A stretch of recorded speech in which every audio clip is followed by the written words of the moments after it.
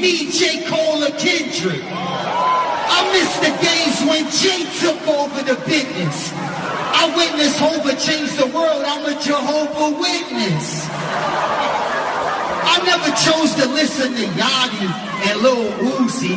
Let's take it back to Jeezy, Weezy, and Lil Boosie. I might listen to Tip Ross and a Lil Gucci, but these little newbies make me feel a little woozy.